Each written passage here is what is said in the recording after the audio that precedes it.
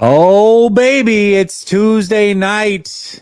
We're going to have a lot of fun. I'm sure there's going to be a difference of opinion or two between Sunil and I. That's the way it normally works. But we've got Bleacher Report giving Ricky Pearsall comps for the year. We'll see how that turns out or what we think about it. Should the 49ers reshuffle the offensive line to get the most out of it? And what should we expect from Bosa and his new running mate? We're going to talk about those things plus more, and we're going to do it next.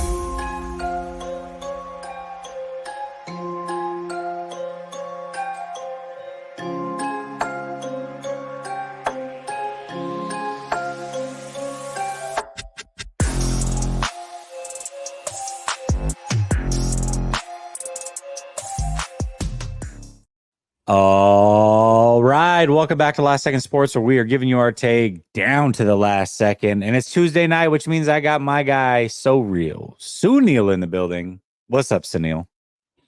Man, just another day, another dollar. Excited to be on the show with you. I feel like I think we did ours last week, but it feels too long, my friend. It feels too long. Oh, it definitely feels like it's been too long. You know, we were going to talk about, we'll still talk about this Brandon Ayuk situation from the aspect of the Instagram post. I'll let you break that down. But there's also some newer news, not breaking, I guess. It was a few hours ago, but another receiver just got paid big time money for the Texans, which means the price keeps going up for one Brandon Ayuk. So, first of all, this cryptic post on Instagram, what the hell did it say? And what are people making of this? I don't listen, man. I try to keep up. I feel like I'm pretty cool for a 40-year-old, but dude, I don't even know anymore. And I know you're like my age, so I don't know if you can maybe decipher. We got some young people in the chat, but dude, I don't even know what's going on anymore. But people are like, oh, this means something. It's super important. Yeah, I mean, I got to shout out to Coach Yak because his Twitter or X account is what keeps me up to date with a lot of these Instagram. All right. But yeah, so it seems as if most of the posts that Ayuk does put up on Instagram are football related. Some are family related, but like he has been putting up a lot of stuff that easily could be, correlated to what's going on with his negotiations and so on and so forth. So his latest post is him in his car, and the caption says, "I'm way too hungry to be splitting my food up like that."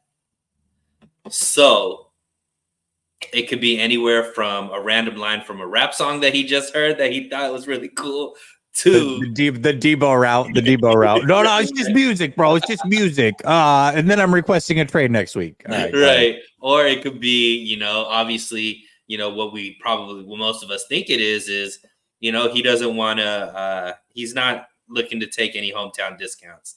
So we know that the 49ers are extremely interested. We also know, like you mentioned, price tag keeps going up. From the latest reports, he's looking for a 4-year, $30 million, annual salary, which would be 4 years, 120. That's a lot of money for a receiver. But ultimately, we all think it comes down to the guarantees. But yeah, I mean, gotta give props to Houston. Nico, I don't think is even up for. I mean, I think was he drafted the same year as Ayuk? I don't think so. No. But he wasn't a first round pick. 3 years in, so yeah, he'd be entering, I believe, his final year of his deal. Yeah. Year 4, if you're not a first round pick. And I would say this is the first one. This is the contract where, Ayuk clearly, I would say, is a better receiver than Nico based off of, second team All Pro, consistently, to back-to-back 1,000-yard seasons now. So, yeah, I mean, ultimately, I think it's safe to say that Brandon Ayuk wants his money, and whether or not the 49ers are going to budge off of that is, I think at this point, Jesse, we say this every single time, but it feels different. So to be determined whether or not they finally get it done with him. Yeah, I don't, dude. I had a pretty good pulse and feeling that he wasn't going to get traded. But I was talking about this with Coach last night, and let me run this by you. I think that not only are the 49ers surprised that this price is presumably at around 30 million annually, but I think even Brandon Ayuk's a little bit surprised that it's getting this high. Because what I envisioned probably happened was, Ayuk was maybe around 27, 28, something like that. And then the day before the draft, the St. Brown deal drops. And it's like, oh, word. So we're getting 30 out here. Okay. So the 49ers go through their draft process. They don't have the intention on trading Ayuk. I'm sure they listen to calls, but ultimately nothing really moves them. Then they get through the draft process and they go to the negotiation table, and Ayuk's like, yeah, yesterday's price is not today's price. Right. Word is I can get 30. And they're like, dude, if we would have known that, we might have traded you. Like, you know what I mean? I feel like there's a possibility that some of that's going on because that deal literally dropped the day before the draft, which is crazy. Which, ultimately that's on the 49ers, right? They have to know what's out there. And ultimately, Yeah. I think initially it was all right when you had like one or two players, like earlier when they were signing the, Kittles, they're signing the Fred Warners, all of this. You could wait until training camp. But ultimately, when you already have these salaries on the books, you have certain players that are going to fit in that top tier money category. I still don't get why they don't get these deals done early because the price is only going to go up, right? And there's still two receivers out there, CeeDee Lamb and Justin Jefferson, that we know are going to be even higher. So to me, it's kind of a situation where ultimately I think that if a deal doesn't get done here soon, Jesse, a deal might not get done because I think once CeeDee Lamb's deal and once Jefferson's deal gets done, if they're not willing to pay 30 million, they're definitely not going to pay what those two are gonna end up getting. Would you agree? Yeah, yeah. I mean, okay, well, let's just get into it. Let's come with some bold predictions. Do you think week 1 comes around and Brandon Ayuk has a deal in hand? Like he's signed a deal, he's here long term, it's locked up come week 1. No. So you think he plays on the 5th-year option, basically? Yeah. Okay. So then follow-up question. Is he playing week 1? I think he has to, right? Because ultimately they lose money if they don't. Because I think what's going to happen that's different from maybe other deals that the 49ers have come, like, I think they're going to ultimately say, look, we're not going to be able to get a deal done, and probably a handshake deal that we're not going to franchise you. So ultimately then it gives Brandon Ayuk the say, okay, I'll just play this last year out. I'll be able to have a true free agency, next year. And I think maybe something like that can happen. But I think there comes a point where the 49ers are just not going to pay the money. And it's all, like you said, it's only getting, if guys like St. Brown, who obviously is a stud, but I don't know. I didn't get into the details of the Nico Collins deal. Do you remember what the APY is? 24. So, yeah, I mean, obviously I think that's where the 49ers wanted it to be, right? So ultimately it's not going to be that, right? So I think it seems like maybe the 49ers are capped at like 27, 28, maybe max. And if he wants 30, he's going to have to take less, or they just don't get a deal done. Yeah. I mean, I personally think a deal is done, but I also don't think it's 30. So that means that he's in acquiesce somewhere. I believe what? You believe he comes down on his Yeah. I mean, either that or the ask was never 30. I mean, reports are reports. It's coming from a credible source. I'm not saying that this person is lying or putting out false information, but maybe there's a possibility that that's not the ask and they're still far apart, or maybe he's willing to come down. Man, if he doesn't have a deal, he doesn't have to play until like week 6. He just has to make sure that he can accrue a full year. And that's where it gets interesting, which is if he doesn't play, how do the 49ers do? And every game they win, he loses leverage, but every game they lose, he gains leverage, right? Right. So it's this, I don't know that we've ever seen. I mean, have we in the Shanahan era seen something like this? The longest we've seen it drag out was Bosa, and he got his deal before week 1. The only other person that they couldn't reach a deal with, or two people really, which was a rework recently of Eric Armstead, which they just cut him. And then the other one was Buckner, where they felt like, hey, we can't afford it. So they traded them well before the draft. But Ayuk, they probably felt like, hey, we can find common ground. We're going to be good. But as soon as that Amon-Ra St. Brown deal dropped, that was it. All bets were off. So Right. I don't know, man. This one might go somewhere that the others have not. I think there's a resolution that happens before the season starts. Mm. I don't necessarily mean that that's a deal, though. Like, Yeah. I think they do something to guarantee that he plays week 1, but it doesn't necessarily mean they get an extension done with him. Yeah. Yeah, that's true. And yeah, Soko, I mean, this is kind of where my mind's at, right?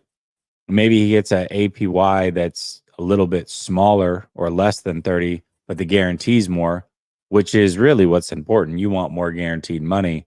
But then there's also that ego thing that really does come in. It's like just the number of the deal when it gets posted, that's a thing. And if you don't think it was a thing, it certainly was for Trent Williams. He wanted that number to be the highest out of all left tackles. That was a hang up in his deal. So I don't know where Ayuk's at from a ego standpoint, if he's on that Trent Williams level, but if he wants that number to look higher, then 30 million is what it's going to have to be. So I don't know, man. This one's going to get interesting for sure. Brother Bob says, Sunil, we still good? Kyle Levy is the problem. I mean, I love that he keeps spending to say the same comment over and over and over again. But Dave says BA deserves his. Debo doesn't. Trade Kyle. Jeez, man. Oh my gosh. Okay. Well, let's talk about a different position group altogether, or a different area of this team, which is the offensive line. Now, it seems as if, correct me if I'm wrong, and it depends on how you want to look at the offensive line, but basically what started the Super Bowl was, I mean, they were still doing the rotation with the Burford and Feliciano at right guard, but really it seemed like Feliciano was the right guard until he got hurt in that game. So the starting lineup was Feliciano, right guard. You had McKivitz, right tackle, Brendel, center, Banks, and then Trent Williams. mm-hmm. That seems to be the trend that they're headed to going into camp, at least. However, they have made some moves, brought in some young talent. Do you believe they should shift around this offensive line and come with a different unit? And if that is the case, what are you proposing? Yeah, and I think it's just an interesting thought process to go through, just because we know Brendel is going to miss some time due to his knee issues, right? So it's like, okay, well, why not try out some new lineups there and see, if there's anything they like. Now, I'll preface this by saying I don't think any of this happens, because I think continuity is what Kyle Shanahan really values. And obviously, I think they'll play everybody at the same positions. But I do think that one thing the 49ers do well is bring people in that can be versatile.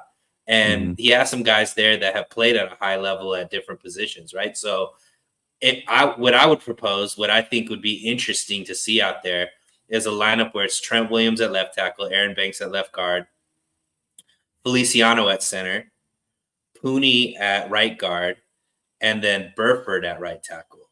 Oh. And see because the reason why I'm saying that instead of Colton, even though, like I said, I don't expect this to happen. If you can get some continuity with these young guys, meaning 3 of those guys are Aaron Banks, Pooney, and Burford, I think long term that puts you in a really good position where most of these guys are going to be either cheap, or you could re-sign them for potentially, lower than market rate, just because they haven't necessarily showed out quite yet. And that could be then you can fill in the other pieces of the aging guys kind of thing, and through the draft or through free agency, whatever way they seem fit. So I think that would be interesting. I would like to see how it works. Obviously, that's moving Burford out of his position, which might not make sense, but I know guys like Marco, who I respect his opinion, felt like he might be a better right tackle than he is a right guard. And I really like Feliciano, and I think instead of him being in rotation, why not just give him a much more important role as a center on that line, and he'd just be there every single week. Yeah, that's interesting. Burford played tackle in college, so presumably he's probably more comfortable there, and I think his body type is more built for a tackle spot. I don't know if I would go that far. I don't know what we're going to see from Burford if he's kind of maxed out. We have to remember that, like, the expectations for a guy like Burford or McKivitz or Brindell, we have all these high hopes, but they're low picks or undrafted guys that we continuously put our stock into, and then we expect these great things from them. It's like, well, maybe they're just maxed out. Maybe they are what they are.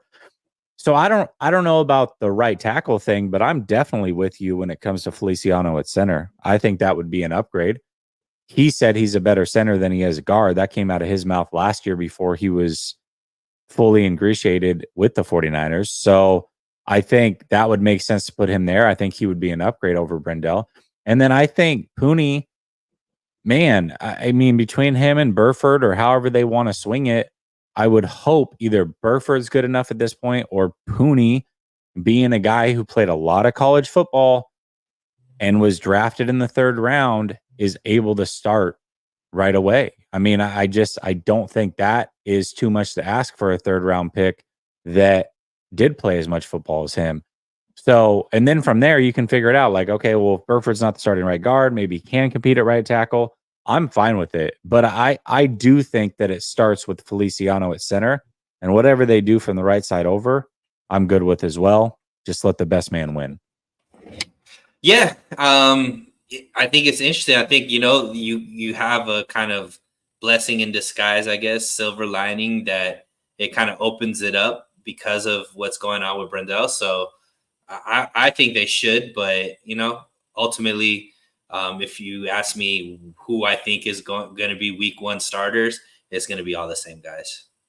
Yeah, you're probably right about that, but one can wish. One can wish. Drewish guy, who I call Dariush guy, says I would sit all the big games out. I'm assuming he's saying if he was BA.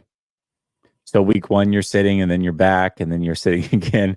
That I'll say this: I don't know if BA sits, but one thing that could happen is if he gets a minor tweak, instead of playing through that minor tweak, he's like, I got to get paid this offseason. I don't have anything guaranteed past this year. So guess what?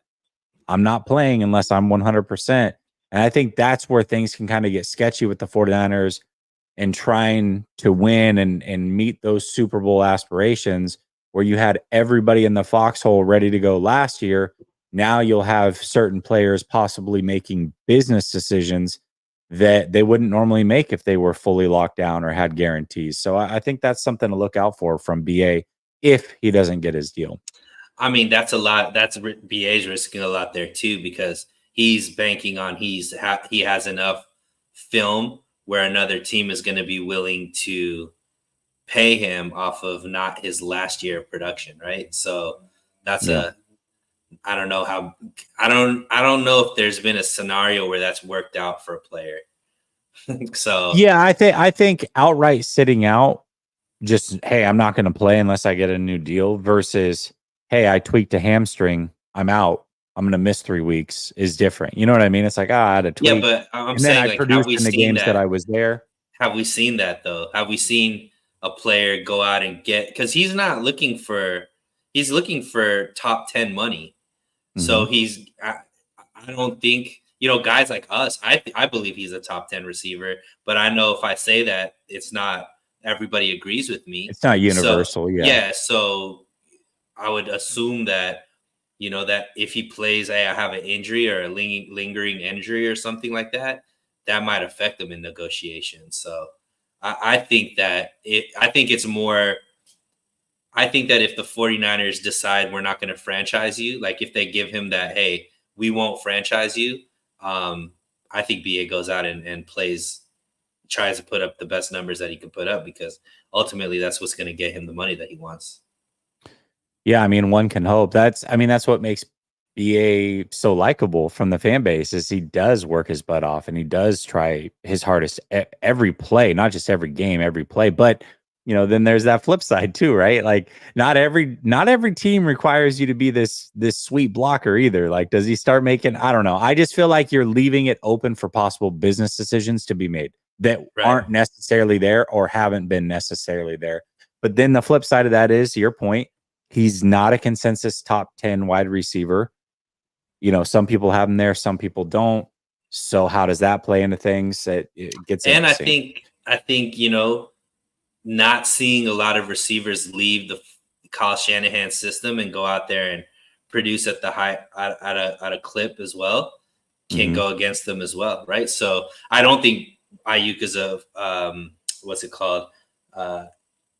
Is his numbers are because of the system. I actually think he would have bigger numbers if he was targeted more, or like the ball didn't spread as much around as it does in this offense. But I I think it's not as cut and dry for Ayuk on the free market as like maybe some people think it is. Yeah, that's fair. Brother Bob says, okay, Sunil, you win. I like Kyle Levy. Are we good now? We good, brother Bob. You the broken record that keeps bringing up the same topic over and over and over again. We like talking about new stuff. Dave says, okay, think of the other side of BA. Does he sit out if they don't pay him? We just kind of discussed this a little bit, but he says it might be a blessing in disguise if he hits free agency with the new market. Maybe that becomes 40 million a year, 4 years, 100 million guarantee. I don't know that it would climb that much, but that is the other side of things where the market could also climb because money climbs. So who knows? I mean, there's a lot of calculated risk that goes into it. Brother Bob says we will pay BA 30 million APY because that is the market rate. Man, I wish I was as confident as you were on that one, Brother Bob. Dave says if he shows out this year and doesn't sit, I don't know. I think that was probably going back to the last yeah. note. I got you. Okay. So he's saying if he shows, so he's basically saying what you said, where if he doesn't get paid, but he plays really well, he gets more money. But with the increase of the salary cap going up, it could be a blessing in disguise for him. Okay, that's totally fair. I see what you're saying. I got it. All right, we were just talking about offensive line. And I don't know if you saw this, Sunil, but I put a video up on my channel yesterday talking about this. And this was not Tom Brady's intention at all. He wasn't like taking a shot at the 49ers by any means. He was just talking about how important a good offensive line is to win a Super Bowl and how important it is for a quarterback's development. He was asked about the offensive line. Colin Cowherd, the way that he teed up the question, was talking about Aaron Rodgers and some of the young quarterbacks and saying, just how important is an offensive line for the young guys and the old guys as well. And Tom Brady went on this like 3-minute thing where he just talked about how important the offensive line was. And this is where it seemed like he was mentioning the 49ers without actually mentioning them. He said, if you don't have that upper echelon offensive line, then you better be really good everywhere else to make up for it. And that immediately made me think of the 49ers, which is they don't have that upper echelon offensive line, but they are really good everywhere else. And that's kind of how they've stayed afloat, but they haven't quite gotten over the hump. And then he goes on to talk about the center position in general and how important that position is and how the quarterback and center must be best friends and grow together and have a great relationship and trust and all these things. And so that kind of made me think of a Kyle Shanahan quote as well, where he talked about how the center position is the heartbeat of the offense, yet the centers he's had here are not necessarily a display of that outside of maybe Mac for the 1 year. So I guess I ask all of that or say all of that to ask this. Do you, when you hear what Tom Brady says, does it make you at all question maybe the roster construction as it currently is built for the 49ers? And if not, that's okay. But as this wave of players that are a little bit older kind of move on and they're looking for a new core, would you adjust on the fly and start going heavy in the trenches and start building that way? So 2-part question. Hopefully that makes sense. So it was interesting because I watched your video, and shout out to you for putting out great content. See, I think this is one of those things where whatever your bias is, you're going to hear it in a different way. Because everything that Tom Brady said, because I'm with you. I think that there is a way to upgrade this offensive line, and they should have. However, based off of what I heard from Tom Brady, I would look at the 49ers offensive line and consider that one of the top offensive lines based off of what he said a great offensive line does. Because he mentioned 2 things. He mentioned the reason why you want a great offensive line is they're going to dictate every single run play. And whether you want to agree with, the one thing that you can't disagree with when it comes to 49ers offensive lines is they're great at run blocking, because the 49ers offense has been top 3 in rushing. You could like multiple times under Kyle Shanahan.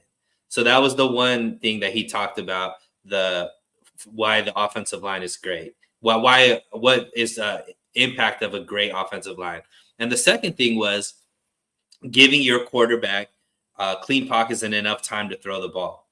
And if we, obviously watching every single game, we know that with Purdy, he uses his mobility, quick release, Jimmy Garoppolo before him, quick release to kind of get the ball out, which, led them to be have less sacks. But the facts are, if you just go off of the numbers, the 49ers quarterbacks aren't one of the top sacked quarterbacks, and they're not one of the top rush quarterbacks in this tenure with Kyle Shanahan. So the names aren't sexy. They've obviously had moments that didn't look really, really good for this offensive line. But if you go overall on what Tom Brady said, you look to for a dominant offensive line, 49ers kind of had that based off of what he said. And that's where it was kind of interesting, because you heard the complete opposite, that the 49ers are doing it based off of what's around them. When I look at it and say, they've pretty much been consistently one of the best running offensive lines. Like, that's not debatable. And they're not as bad in pass protection that's their weakness for sure, but they're not as bad compared to the rest of the league as, some of the fan base say they are. Now, with that said, I still think they should have used some of the higher picks on offensive linemen. I've been saying that for quite some time, but just based off of what the clip that you played of Tom Brady, I don't think he's pointing fingers at the 49ers offensive line and saying that they're not good. In fact, I think based off of what he said, it gives more ammunition for people that do think this offensive line is fine, that they're better than what maybe people give them credit for. Let me ask the question in a different way. So a part of the way that he teed him up for that question, he talked about how when he transitioned from the Patriots over to the Bucks, that he requested Tristan Wirfs be drafted, basically. Like, that was somebody he wanted because he wanted their offensive line to be better. Do you believe that if Tom Brady was coming to the 49ers right now to be the starter of this team, that he would be requesting an upgraded offensive line? That is a good question. I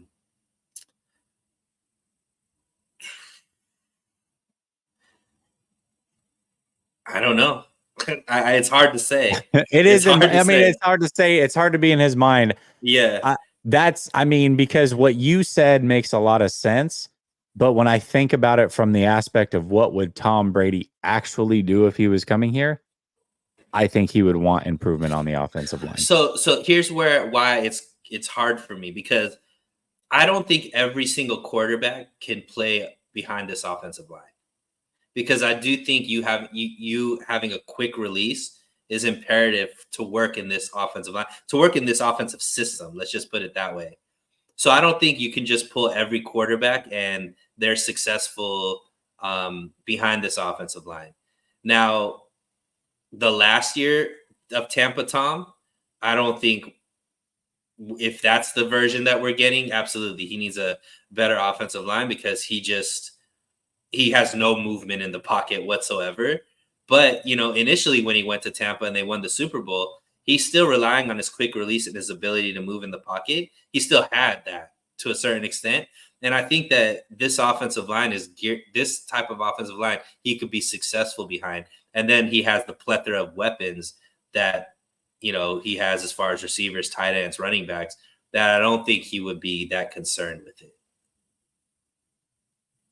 JM says, never once did I think Brady was talking about the Niners. No, he wasn't talking. That was clear. He was not talking specifically about the Niners. But when I listen to him talk, I'm trying to picture what he would think of the Niners based off of what he's saying. And do the Niners fit the bill of what he's saying is important to him as a quarterback? The greatest of all time, 7 rings. What would be important to him? And would the 49ers fit that roster construction? And I think the answer is unequivocally no. And so when I look at it, I'm going to say, hey, I'm going to lean with a guy who has 7 rings over a guy who has 0 rings. That's the way I'm going to do it, and obviously it happens to agree with what I believe a roster should look like, which is priority number 1 is get a quarterback. Priority number 2 is protect that quarterback. And priority number 3 is get guys that can get after the opposing quarterback. And I feel like the 49ers have really tried to nail number 1, and maybe they've got it in Brock Purdy. They certainly have gone after number 3, but number 2, I think they've let dangle a little bit too long, and they can use some improvement there, especially because the way that I see it is going forward, I think it would be easier to invest in the offensive line and revamp the offensive line versus trying to build an all-star crew around a weak offensive line the way they've done now. I think that may not have been the intention with their roster construction, but that's kind of what happened over the course of these years.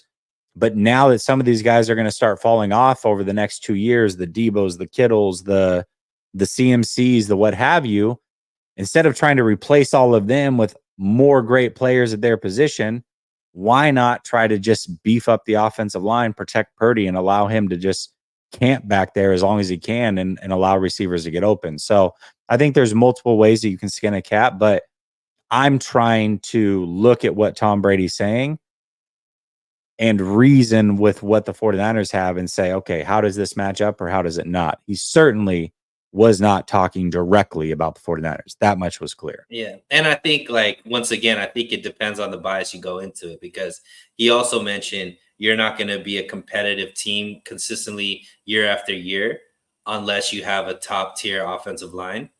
And it's irrefutable that the 49ers have been contending consistently, right? 4 out of 5 NFC championship games, obviously made it to the Super Bowl, and, ran into potentially the greatest quarterback of all time and the greatest coach of all time.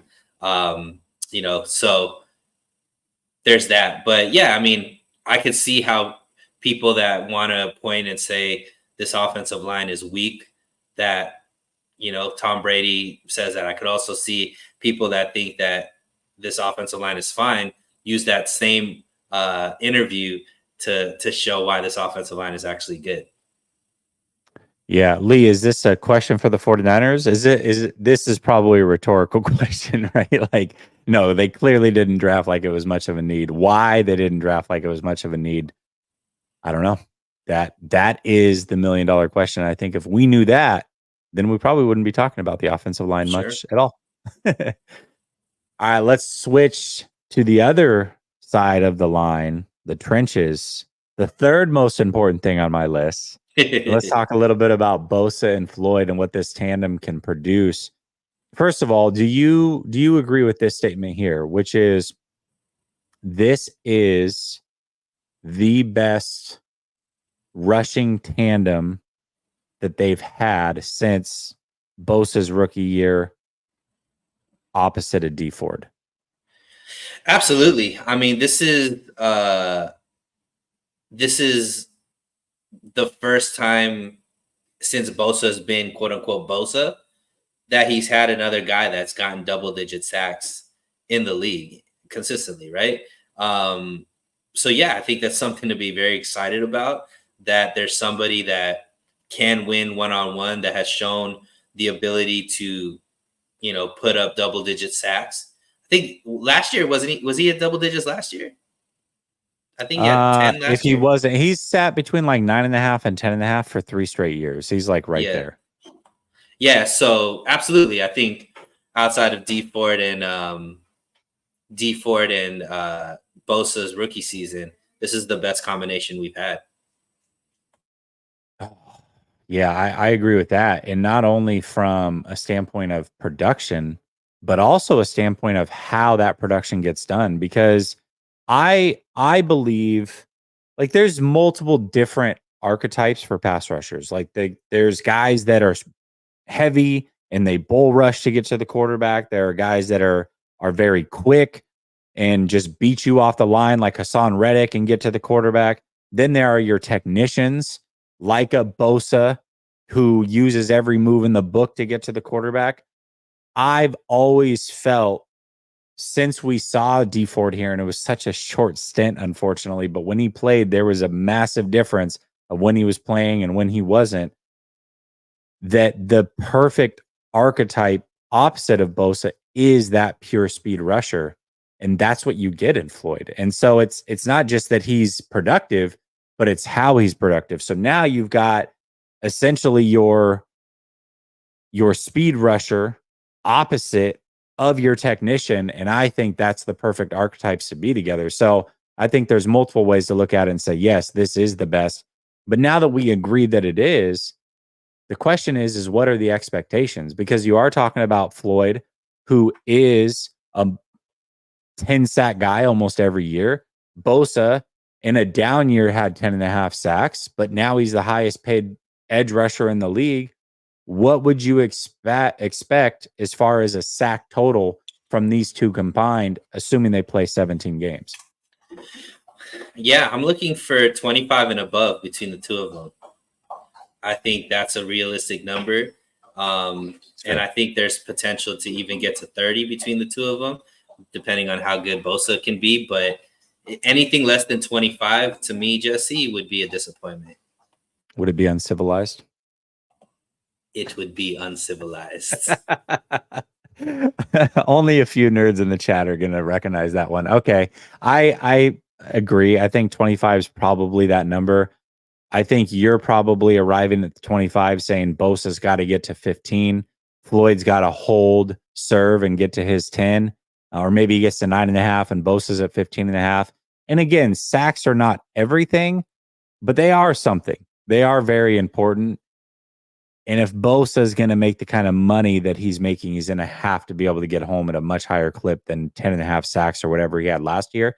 So I would expect bare minimum 15 from him and then Floyd holding serve. I think that's fair. I would like it to be 27 plus. I would prefer that, but 25's got to be the floor.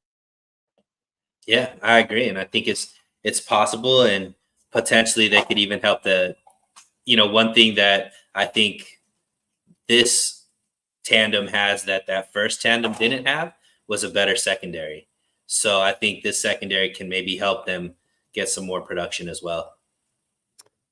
Yeah, absolutely. And Atane's interpreter says, remember after the Browns game, folks thought Randy Gregory was the solution. Well, I mean, Gregory's kind of that poor man's D Ford Floyd get out where it's like he's got the speed, he's got the body type, but he's just not quite at the level of those two guys. And I think that's why Floyd being here really brings up the floor of what the expectations are, because I think Gregory's a good rotational guy, but he's just not that guy that can be the starter and get you 10 plus sacks. So that's something that Yeah, and Floyd he's has coming been. off injuries and things like that too. So Mhm. we were hoping to get the best of Gregory, where I think with Floyd, he hasn't had a dip in his production. We're foreseeably getting, even though age wise he's up there, as far as production, he still is producing at a very high clip. Absolutely. And Marco brings up a good point. Do we get production from Beal, who's a speed guy? I hope so. Yeah, I mean he's healthy, hopefully, finally. So, Yeah. and the one thing that I like about Bill is he's used to not being the guy and still getting production, because he was on that Georgia Yeah. defensive line where Good he point. was he was just the guy in the rotation, so he can get a high production without a lot of reps, which I think is going to be his role here in this system as well. Um, and if he could get, 6 sacks like he did in college, 6 to 8 like he would get in college, I think that'd be phenomenal. Yeah, it doesn't have to be Beal. It could be Jackson. I mean, they both kind of fit that mold. One of them has to do something. I mean, if not, they might be acquiring another guy at the trade deadline again. I mean, this is kind of what they've done. I don't know. I just hope that one of those two certainly can step up. Beal's going into year 2, so maybe he has more of a chance. Rookies don't necessarily come in and make huge noise, especially drafted that late. Jackson, unfortunately, is going into year 3, made a ton of noise week 1, and then that was basically it. But ultimately, those were Armstead sacks anyways. He was just there for cleanup. So I don't know. We'll see how it goes, but I think if this defensive line is really going to reach its potential, one of those two guys certainly has to step up and be a rotational piece and probably bring home 4 to 6 sacks themselves. So I agree.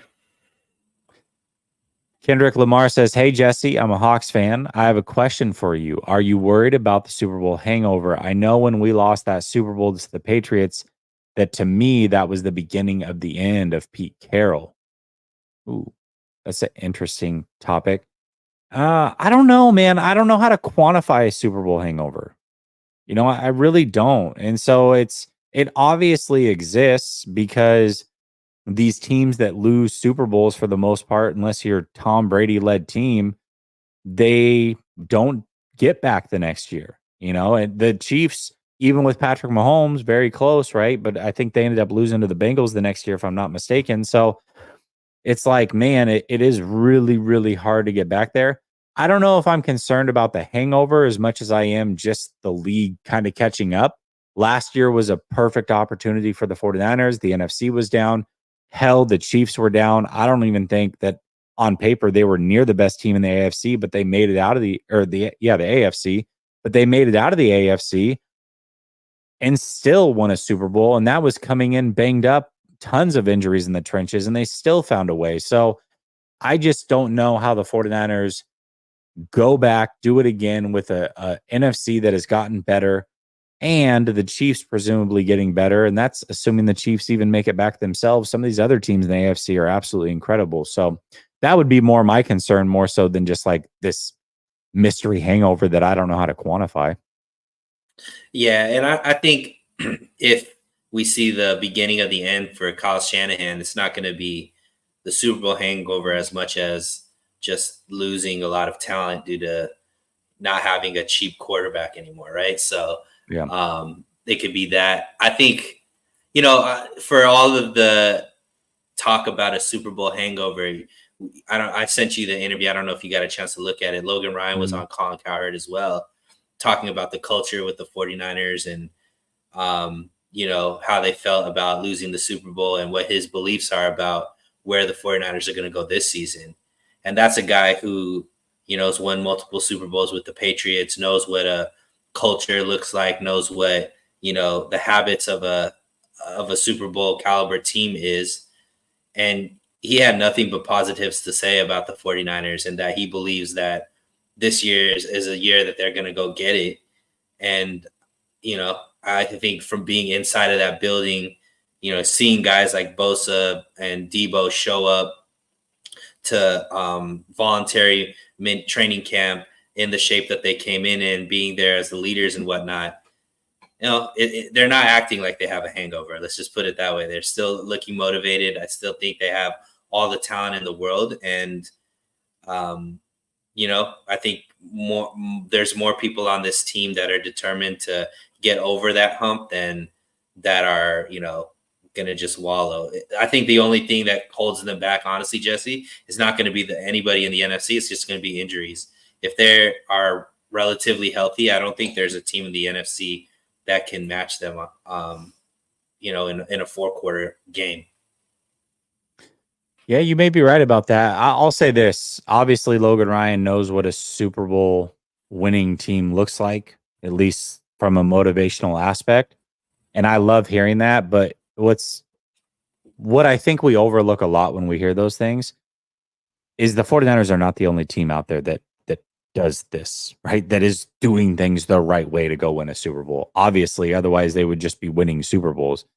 Like if he was in the Chiefs locker room, I'm sure he would get the same vibe. If he was in the Ravens locker room or the Lions locker, you know what I mean? The 49ers maybe not, are though. not. That's where the assumptions come, right? Mm-hmm. Because here's the difference between obviously Kansas City, they're the best, right? So nothing negative to say about them. But all these other teams, Jesse, that you're saying, hey, they're about to catch up and all this kind of stuff, they haven't won.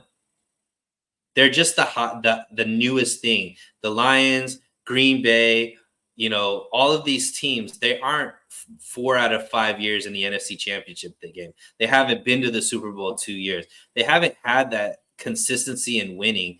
And I think it's kind of like that thing where the 49ers have just been there.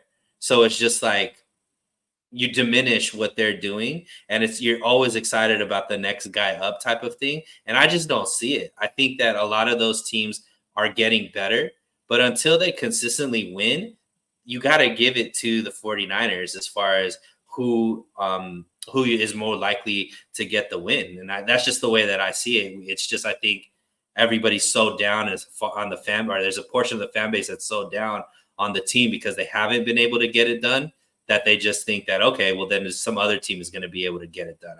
I don't see that, because none of these teams are consistently beating the 49ers in the NFC, at least. Well, I'll say this. I mean, I think smart money would be on field versus the 49ers. I mean, if I said right now you could place a bet, I'm going to give you have to bet your life savings on the field or the 49ers coming out of the NFC. I think the smart money would be on the field, right? And so, I mean, regardless of how you feel about the 49ers, it's still just the 49ers having a chance. And I agree. I mean, I tend to agree. If the 49ers are healthy and they've got the experience and all these other things, I love their chances.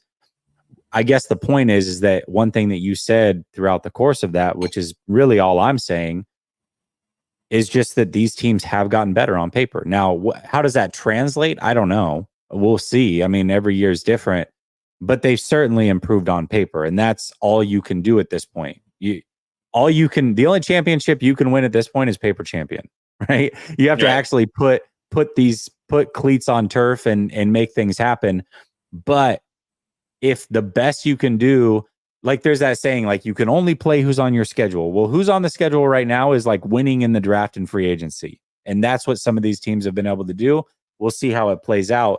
But then as far as like a culture standpoint, like I know that culture exists with the Baltimore Ravens. I mean, every single person that comes in and out of that locker room is like the Raven way. We all know what that means. We all know it's simple to get the grasp, and you see everybody moving the Raven way when you're in that locker room. They talk about how special it is. So I guess my thing is like the 49ers are not unique. Now they are probably one of just a few teams that are culturally in that spot, and that's why they're there year after year after year. And so that's where a guy like Kyle Shanahan does deserve some credit when people want to crap on him. It's like, well, obviously the culture's in a good spot, and these guys work their butts off, and they are there year after year after year. It's frustrating to not get over the hump, but you can't just take that away from them. Building a strong culture and a winning culture for many years is not something easy to do, and it shouldn't be taken lightly. I just know that it's not the only team that is built like that in the league. So that's all.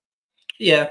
But I also think that a lot of these teams where they're good cultures, they haven't had the success that the 49ers have had outside of, Kansas City and maybe the Rams. We went through the organizations, but Yeah. the Ravens, for as good as they've been, haven't had the same success as since Kyle Shanahan has been there, as the 49ers have. So there's good culture doesn't also necessarily mean you're going to be winning and all that kind of stuff. You're going to be consistently in the hunt. Like, that's why I'm saying, like, it's more than just culture, right? The 49ers have culture, plus they've been able to go out there and win consistently as well.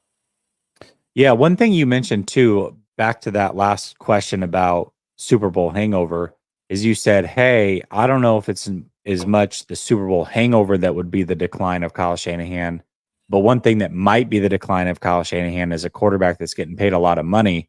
Well, if you look at that Seahawks team, what coincided with the Super Bowl hangover was Russell Wilson getting big time money. Yep. They obviously had every reason in the world to believe that he was absolutely going to be the guy.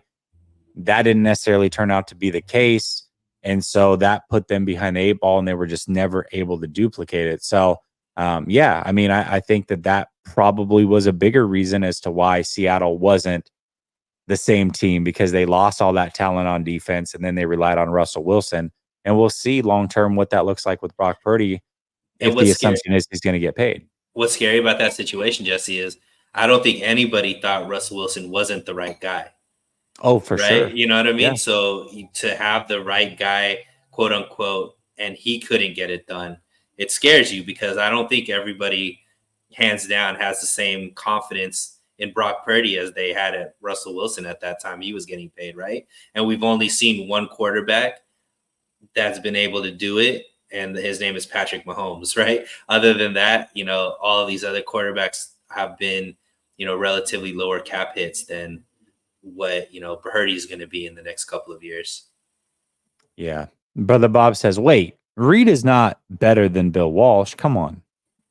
Could anybody? He could go down. I said potentially he could go down as it. I mean, Reed's career is not over, right? If he goes on, he keeps winning, man. I don't know. I mean, you might look at it and say, hey, if he wins another 2-3 Super Bowls, which is, he just got an extension. He still has Patrick Mahomes. He still has, these guys locked up. They just went back-to-back Super Bowls. Like, if he wins another 2, I think he's in the discussion. Yeah, absolutely. Leon Sandcastle, great name, says Wirfs wants a new deal. It'd be smart to offer Debo and McKivitz for Wirfs, then slide CMC to that wide back role to extend his career. Listen, yes, that would be smart. It would not be smart for Tampa to take that deal. Right. And it takes 2 to tango. It's not this isn't the NBA when it comes to drafts. I wish, though, man. That would be great. Shady Luke says, Jesse, I find it kind of funny that Niners fans, not all, but I see a solid amount, dismiss the Lions and Packers as threats. They're dangerous. This is not just unique to Niners fans, by the way, but there is a large group of this fan base that certainly looks at anything that anybody else does and poo-poos it. And then if the 49ers were to do the same thing, it's like, oh my gosh, the greatest thing ever. Do you see what the 49ers did? And so I think, like I said, I don't think that's unique to San Francisco. I think that's something that happens among most fan bases, but certainly it does happen here. And yeah, they dismiss a lot of things. I just disagree, because I don't think that they're not threats. Like, they're good. Any team could be any team. They're one of the elite teams of the NFC. But do you consider the Cowboys a threat? No. Why? They have because just as an elite beaten them. Okay, well, what's Green Bay's record with the 49ers in the Kyle Shanahan love era? In the Kyle Shanahan era with the same coach? But this is a whole new, like, you know what I mean? It's not even the same quarterback or any of that. Do you think that this team is better than those Aaron Rodgers teams? Let me say this: if Dak Prescott was replaced with even a quarterback that was close to his like, let's say it was let's say Kirk Cousins went to Dallas this year, I would like Dallas's chances a lot more than I do with Dak Prescott. And this isn't saying that Kirk's necessarily better than Dak. I mean, you can make that argument, but ultimately, like, there's something to do with Do you Dak think and that coach that can't get over the hump with the 49ers in particular. do you think that this Green Bay iteration is better than the Aaron Rodgers teams that the 49ers face? Over the last few years? Over when Aaron Rodgers was MVP years, which was I just do. I do. I think it's a more okay. complete Well, team. Yeah, I I do. disagree. I think their defense got worse this offseason. They lost some guys on defense. I think that Jordan Love is great. Bakersfield boy, always gonna get excited about him. But they're bringing in a lot of new pieces, and that team is very very young. Eventually, can they be that team? But maybe. But I don't think it's dismissive to be like, hey, they have to win first before I'm scared of them, right? And the Oh, no, same no, no. thing, We don't need to be scared. There's a difference. Like what he's saying is basically people look at the line, which is not what you're doing. You're looking at these teams and saying, yes, they're legitimate teams. I just am going to put my money down on the 49ers. If that matchup comes to fruition, I'm taking the Niners. That is different than saying, hey, these teams pose no threat, which is what right? he's saying. That's not at all what you're saying. No, but I don't think But you I don't have don't to be think scared of them by any right. means. Like that's not arrogance. That's just like, hey, I believe in the 49ers. Like that's And just okay. history, right? We've seen these teams play, right? So we're gonna need to see something out of the Packers and the Lions that show us that they could beat the 49ers. We don't have to see anything new out of the 49ers that shows us that they could beat these teams. That's all I'm saying. Because look, the 49ers had to go through both of those teams to make it to the Super Bowl. They already know how to beat these teams. It's not vice versa. So that would be these teams doing something they haven't done yet, which is beat the 49ers. And I think that sometimes it's easy to say that just happens, but in every single sport, we see how hard that is to beat the team that's been the team for so long. So does that mean if the 49ers play the Rams in the NFC Championship that we should look at the Rams and say they're the favorite? Not necessarily, but the 49ers have beat the Rams plenty of times in the regular season, right? Detroit hasn't beat the Niners in any season, in regular season, postseason. Green Bay as well. They haven't beat the Niners in regular season, Well, postseason. Well, they once, do. Yeah, they actually do own once, a good record against the 49ers in the regular season in the Shanahan era. It's the postseason that they can't get it done. And now they've got a whole new quarterback and right? team and everything, right? And so it's like we're literally talking about an isolated one game and saying, hey, they just did it. So that means they've proven they can do it. But I was like, well, I mean, yeah, but they were also massive favorites, and those two teams proved that with much less rosters that they could hang in, and now those rosters are improving. So what's to say they can't do it again? And maybe now we've got to go to their home field because we're not the number one seed, right? Like things change we're talking Dallas is like this is basically the same Dallas team, and it's been owned repeatedly by the 49ers. The Lions have revamped everything. That's that we've played them one time and we're 1-0. Congratulations. Green Bay's revamped everything. We're 1-0. Congratulations. But that doesn't mean like we own them by any suggestion or measure. That was just a game that we happened to beat them. Yeah, I just don't see it the other way. Like I think I think it's kind of just giving it to So them. let me ask you this then. So Philly's a team that we've played twice over the last couple of years. One time we mopped them in the regular season. The other time they beat us in an NFC championship. Who would have the mental edge in that game? I think I would be more afraid of Philly than those other two teams you mentioned. Okay, that's fair. That's fair. I mean, but I don't know if I agree with it, but at the very least, I think that at least lines up with what you've laid out prior. You're staying consistent. So I'll give you that. Yeah, and I think that the Phillies team at full strength is the biggest threat to the 49ers. And they may be. That's a very good roster as well. I could see. I have a scenario where there are 4 teams outside of the 49ers that win 11 or more games this year in the NFC. And that's what I'm saying. The NFC feels like it's risen, where you've got the Rams, I think, could win 11 games. I think the Eagles could win 11 games. I think the Packers and the Lions could win 11 games. And I wouldn't be shocked if any of those teams did so, or even 12 games. And the 49ers, that's about where I have the Niners at. So, getting the number 1 seed is going to be tough. And then just playing these teams in general, it's going to be some good matchups. Ricky Williams says, if we're not going to the playoffs and it's clear by the trade deadline, keep Fred, Bosa, BA, trade everyone and start fresh with Brock under a deal. Yeah, but that's the problem.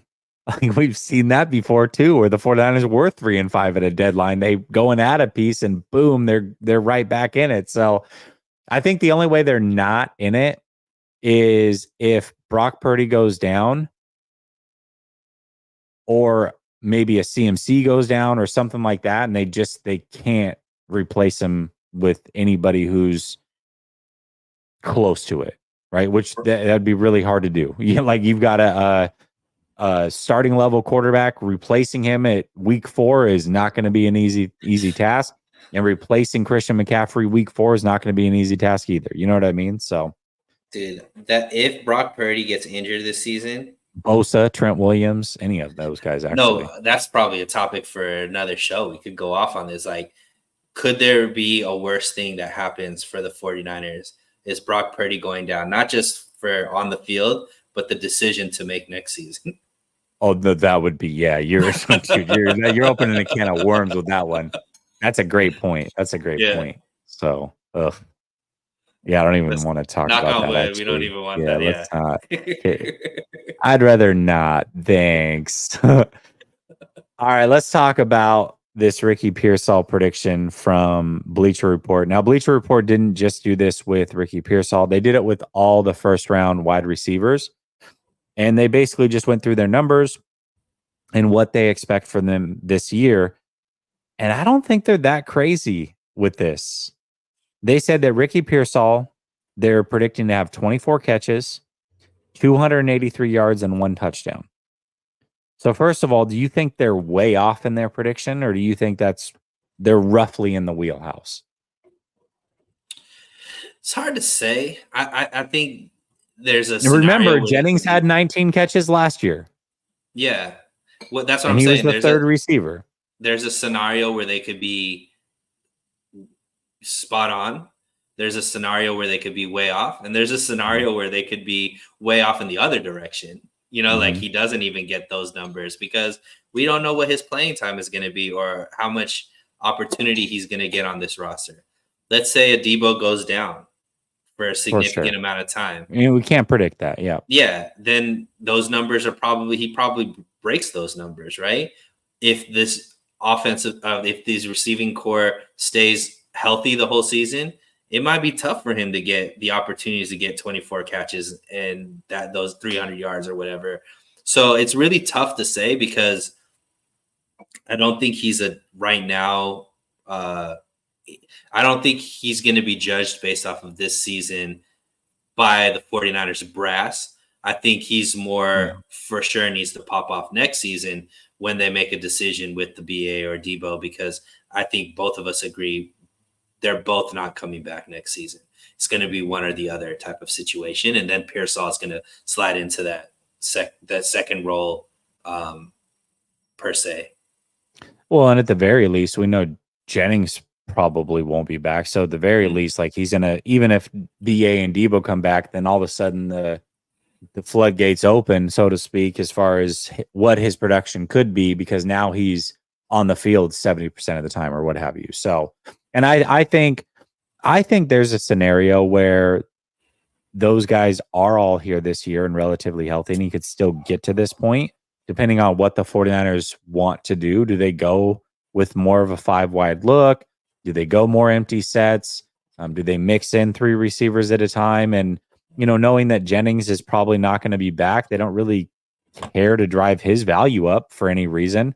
It's like, why not play Pearsall in some of these situations and mix him in, especially if they're blowing teams out? So I could see a scenario where all those guys are healthy and he could still reach these numbers. But man, I guess the next question is would you be disappointed if they spent a first-round pick on a guy like Ricky and this was the production this year?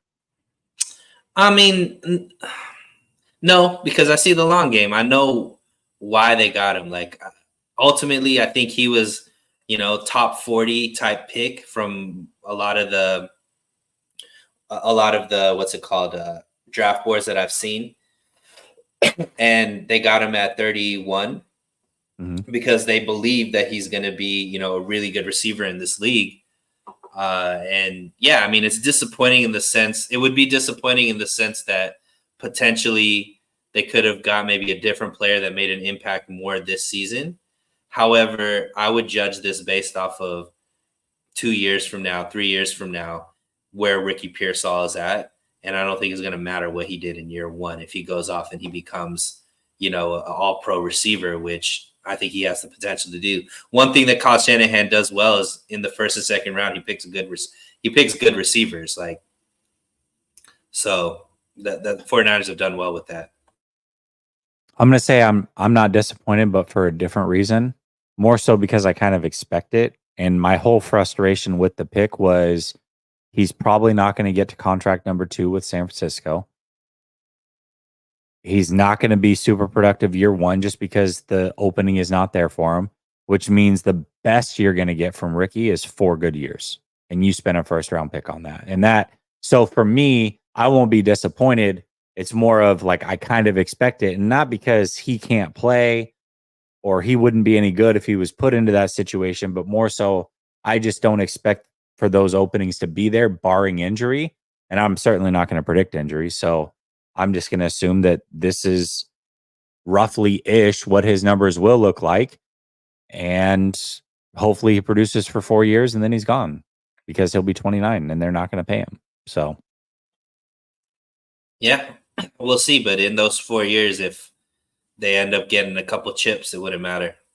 oh, for sure. Yeah. Don't get me wrong. If they win a couple Super Bowls, and the last thing I'm going to be worried about was the 2024 first round pick and Ricky Pearsall. I'll say that right now. Alan from Cole says, what is one bold take y'all have for this upcoming season? I love bold takes from the standpoint that when I hit, it's pretty awesome. Like last year, a couple bold takes I had were one of them was Kittle, CMC, Ayuk, and Debo would all go over 1,000 yards, and they did. And Brock Purdy would make a Pro Bowl, and he did. And then in the draft, I said a receiver would go in the first 2 rounds. So there have been those ones, but then there are some bold takes that are nowhere near hitting. And I know that you're like shouldn't be held accountable for them, but I feel like if I'm going to do a bold take, we're going to have to actually think about this, and it's going to be a topic on the show for this season. I think it's probably a little too early to give them. Yeah, we got to do it outside of training camp. Yeah, so we'll do that. It'll be a topic on a show at some point. We do it every year. I just don't know now's the time, and I don't want to be held accountable for those bold takes in this moment. Shady Luke says if BA ended up gone, I would make a big bet on the offense taking a peg down. Of course, I don't know if fans realize just how good he is now. I think a lot of fans do realize. I don't know if there's a lot of fans outside of 49er fan base that realizes, but he's very good, man. Very. Everybody on this show knows for sure because BA is my favorite player on the team. Yeah. We agree. We're in agreement. Right? He's my favorite player as well. Really, really enjoying him, and I don't want him to go anywhere. But I also don't think he is. I think from the outside looking in, people still have this thought that BA potentially doesn't end up on this team. And I just don't think that's an option. He's either going to play on the 5th-year option or he's going to have a deal. I don't see any situation where he's traded from this point on. It's too late for that, I believe. For a team that's trying to win a Super Bowl, I think it's just too late for that. Right. So, all right, Sunil, pretty much rounds it out. I want to say this. Pinned to the top of the chat is a link to my second channel, which has been kind of dormant for a while.